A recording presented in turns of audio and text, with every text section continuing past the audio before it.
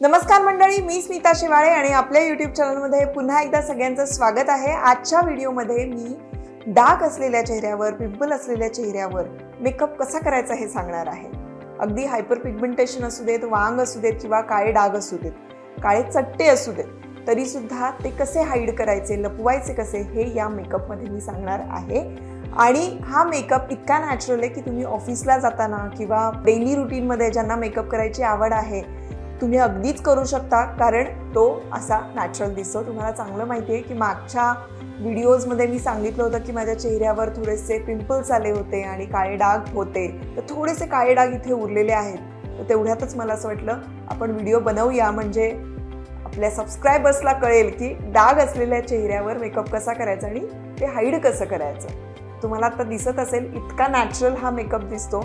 अतिशय कमी प्रोडक्टमध्ये लवकर होणारा सोपा असा मेकअप आहे। काही ट्रिक्स आहेत, काही सूचना आहेत, काय आहेत हे सगळं जाणून घ्यायचं असेल तर व्हिडिओ शेवटपर्यंत बघत राहा। आपली स्किन खराब आहे किंवा आता सध्या खूप पिंपल्स आहे, डाग आहे, तरी सुद्धा स्किन प्रेप करणं गरजेचं असतं। त्यामध्ये मॉइश्चरायझर लावणं गरजेचं आहे, सनब्लॉक लावणं गरजेचं आहे आणि प्रायमर। मी आता लोटसचं सनब्लॉक क्रीम लावलं, त्यानंतर मनीष मल्होत्राचं जे प्रायमर आहे ते प्रायमर मी चेहऱ्याला लावून घेतलं। मॉइश्चरायझर लावल्यानंतर सनब्लॉक क्रीम लावत असताना आणि प्रायमर, त्यामुळे थोडा थोडा गॅप ठेवून स्किन मध्ये पूर्णपणे ते मुरायला हवं। आता तुम्ही बघत आहात माझ्या स्किनवर इथे काळे डाग आहेत, हा नवीन पिंपल आलेला आहे, त्यानंतर हे काळे डाग दिसतात ते, आणि डोळ्याखालचं काळं सुद्धा आपल्याला हाईड करायचंय। त्यासाठी एलेगल प्रोचं ऑरेंज कलर करेक्टर, एलेगल प्रोचं कन्सिलर आणि स्विस ब्युटीचं कन्सिलर, हे दोन वेगवेगळे घेतलेत कारण जरासा कलर मध्ये फरक असल्यामुळे दोन कन्सिलर घेतले। आता माझे डार्क स्पॉट्स असल्यामुळे मी ऑरेंज कलरचं कलर करेक्टर वापरते आहे। कायम डार्क स्पॉट्स जर का असतील तर आपण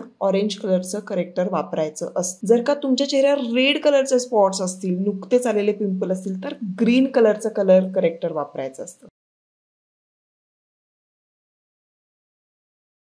हे सगळं आता त्या स्पॉट्सला मी लावून घेतलेलं आहे आणि हा जो नवीन पिंपल दिसतोय याला मी एलेगल प्रोचं जे कन्सिलर आहे ते मी इथे लावते आहे। आता हे फक्त डॅब करायचं आणि हे असंच थोडा वेळ ठेवायचं। इवन कन्सिलर सुद्धा डोळ्याखाली लावून घेतल्यानंतर तसंच चेहऱ्यावर ठेवायचं, ते छान वाळू द्यायचं नाही, तर एकदम जर तुम्ही फाउंडेशन लावायला गेलं तर मिक्स होणार आणि पूर्ण चेहरा रेड रेड होण्याची शक्यता असते, म्हणून ते छानपैकी वाळू द्यायचं।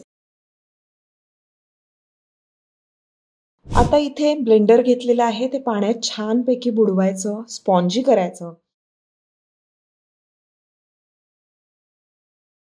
आणि स्किनवर घासायचं नाही, तर ते छानपैकी डॅब डॅबने पसरवायचं आहे। छानपैकी स्किन मध्ये मुरलं पाहिजे। तुम्ही बघत असाल ह्या पिंपल्सवर हलक्या पद्धतीनं मी डॅब करते आहे। त्यानंतर जे आपण कलर करेक्टर लावलेलं आहे मी स्प्रेड करून घेतलं आणि आता थोडं स्प्रेड केल्यानंतर मग फाउंडेशन घेतलं। खूप सारे पॅचेस होते ना, ते पॅचेस तसेच्या तसे राहू नये म्हणून थोडंसं नंतर स्प्रेड करून त्यावर फाउंडेशन लावते आहे। आणि हे फाउंडेशन थोडंसं घेऊन पूर्ण चेहऱ्याला छानपैकी डॅब करतच मी आता स्प्रेड करते आहे। सगळ्यात महत्वाचा मुद्दा असतो ते म्हणजे तुम्ही कलर करेक्टर कसं वापरताय, कुठलं वापरताय आणि तुम्ही तुमच्या स्किनवर फाउंडेशन कसं लावता आहात। हे काबुकी ब्रशनं मी आता फाउंडेशन जे आहे ते छानपैकी स्प्रेड करून घेते। या ब्रशनं खूप छान स्प्रेड होतो, कारणासाठी कुठला ब्रश वापरायला हवा यासाठी मी वेगळा व्हिडिओ बनवलेला आहे। आणि छानपैकी आपण गळ्याला सुद्धा लावून घ्यायचं। जर पिंपल्स खूप असतील तर ते पिंपल्स वरती दिसतात, पण ऍटलीस्ट जे ब्लॅक स्पॉट्स जे असतात ते हाईड होतात। डोळ्याखाली पुन्हा ब्लेंडर घेऊन स्प्रेड करून घ्यायचं। तुमच्याकडे ब्लेंडर उत्तम असेल किंवा तुमच्याकडे ब्रश कुठला उत्तम असेल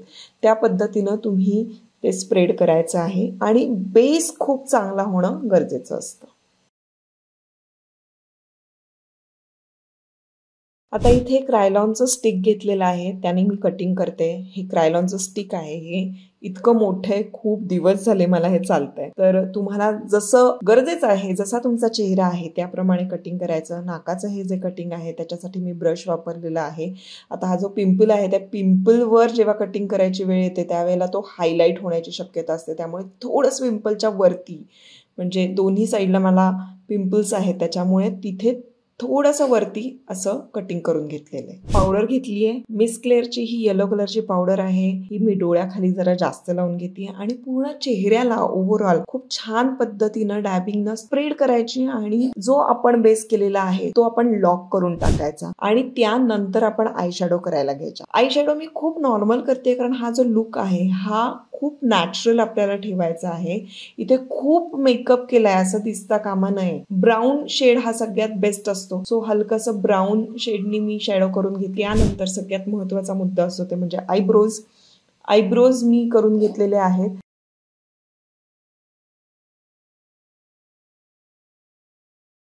आणि आता आयलायनर लावते आहे. आयलायनर सुद्धा तुम्ही तुमच्या पद्धतीने लावू शकता. हलकसं वरती लायनर लावलं किंवा तुम्हाला लायनर न लावता सुद्धा मेकअप ठेवायचा असेल तरीही तुम्ही ठेवू शकता. आणि मस्कारा ऍक्च्युली लायनर लावल्यानंतर किंवा तुम्ही अशी पावडर लावल्यानंतर मस्कारा हा मस्ट असतो, हा लावायचाच असतो, नाहीतर तुमचा मेकअप खराब होऊ शकतो. त्यानंतर मी आता इथे लिप लायनर लावलं, आपल्याला असं परिपूर्ण मेकअप वाटतो. खूप ब्राऊन कलरची ही लिपस्टिक होती, ती ब्राऊन कलरची वाटू नये म्हणून मग मी आता त्याच्यावर कन्सिलर लावून छान स्प्रेड करून घेतलं आणि अशी न्यूड लिपस्टिक तयार केली. त्यानंतर कॉम्पॅक्ट पावडर जी आहे ती मी ब्रशनी लावते आहे. ही कॉम्पॅक्ट पावडर तुम्हाला दिसतीये, ही फेसेस कॅनडाची आहे. अर्थातच याची लिंक तुम्हाला हवी असणार. हे जे ब्लश ऑन दिसतं आहे हे ब्लश ऑन, याची लिंक रादर सगळ्याच प्रोडक्टची लिंक तुम्हाला डिस्क्रिप्शन मध्ये मिळेल. छानपैकी हे लिक्विड असं ब्लश ऑन आहे ते लावून घेतलं आणि त्यानंतर मी हलकंसं परत एकदा पावडर कटिंग करून घेते आहे. आणि तुम्हाला दिसत असेल की इथे मेकअप ऑलमोस्ट रेडी झालाय. जर का तुम्हाला काजळ लावायचं काजळ लावू शकता. आणि हा आहे माझा फायनल लुक.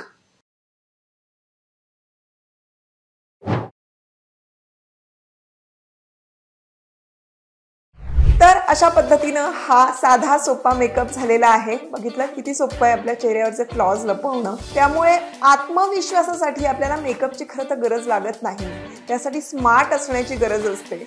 आणि जर तुम्हाला स्मार्ट व्हायचं असेल तर तुमची पर्सनॅलिटी म्हणजे तुमचे विचार, तुमचा जगाकडे बघण्याचा दृष्टिकोन हा बदलणं आणि हा ग्रो करणं फार गरजेचं असतं.